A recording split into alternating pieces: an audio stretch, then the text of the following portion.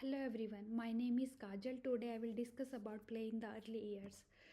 So first of all, I would like to acknowledge the traditional custodians of the land on which we meet and learn today. I pay my respect to elders past, present and emerging and extend that respect to all Aboriginal and Torres Strait Islander peoples.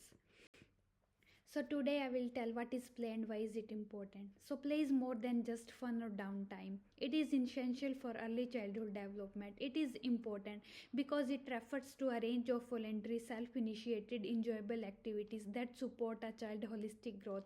In other words, we can say that play is how children learn best. During play, children engage all parts of themselves. They move their hands, test ideas, experience emotions, and interact with others.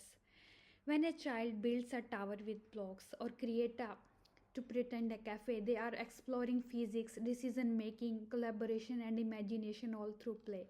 Play develops cognitive abilities like memory, concentration, and planning, but it also nurtures confidence and social bonds.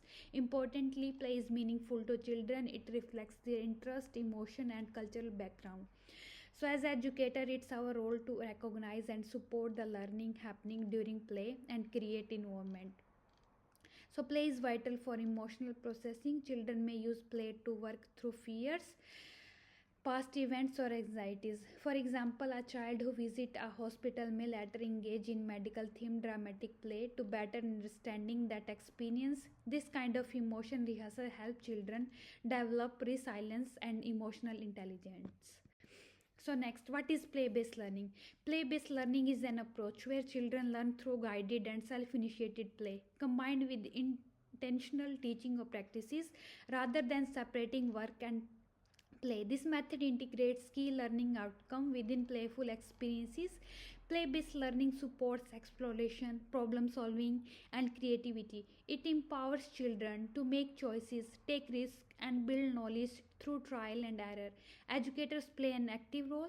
We observe and extend children's ideas. For example, during a pretend vet clinic, I might introduce vocabulary like stethoscope or suggest that children write pet charts linking play to literacy and size.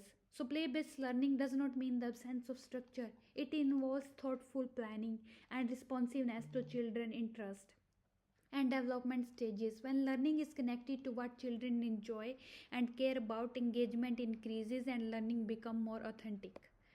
So next, there are several major theories which have shaped our understanding of how and why children play. So first of all, Jean Piaget believed that children construct knowledge through active interaction with their environment. Play, according to Piaget, help children consolidate what they have learned at different development stages. In my practice, I see this when children sort object by shape or role play routines. Lev-Vygotsky introduced the concept of the zone of proximal development, which is known as ZPD, which highlights how children learn best when supported just beyond their current abilities.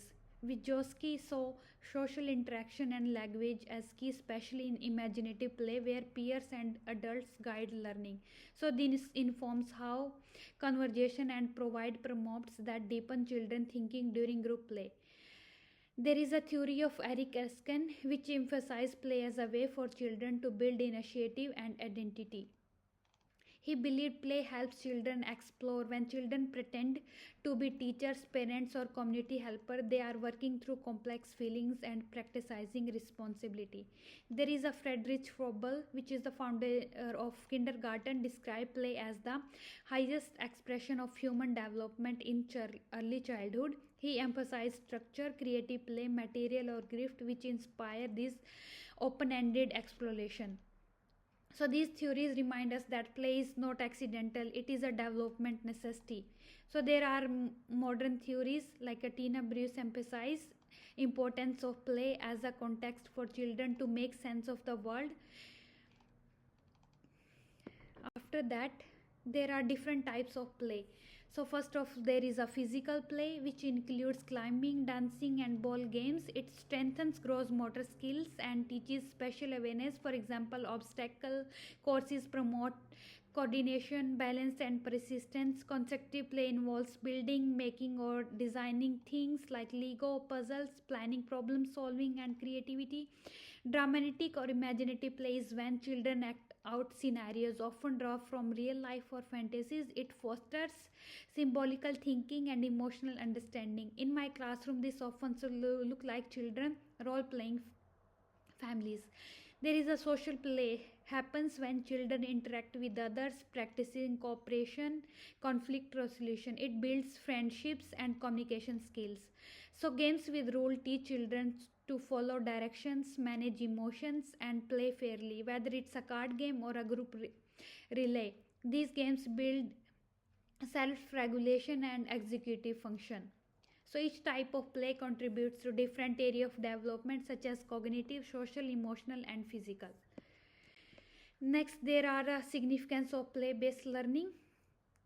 So play enhances development across multiple domains like cognitive, problem solving, physics, physical like coordination, motor skills, language, communication, storytelling. Next, there are some critical approaches which I discussed earlier, and these are the frameworks which I is chosen like it is early years learning framework and national quality standard. So, how I use my play in my teaching practice. I see myself as a co-player and a co-learner with children. I aim to create a class environment where play is respected and embedded into the curriculum. Here how I implement play-based teaching. I set up learning zones that invite exploration, sensory tables, art stations, book corners, and construction areas. These spaces are organized, accessible, and linked to children current interest and learning goals. I provide open-ended materials like blocks, loose parts, clay, and fabric, which encourage creativity and inquiry. I incorporate intentionally teaching moments into play. For example, when children pretend to run a bakery, I might introduce simple math like counting buns, or science like mixing ingredients.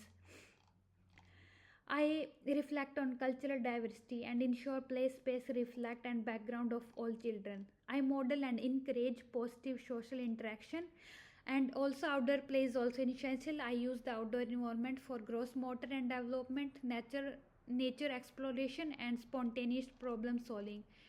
So I also co-plan with children by engaging in reflection session. Moreover, another key element I use in documentation, take photos, write notes, and display children work with caption. These stories not only track learning progress but also involve families in celebrating achievements. Finally, I advocate for play in discussion with colleagues and policies. So these are the some resources which I used for the evidence based approach for to teaching and learning. Thank you so much.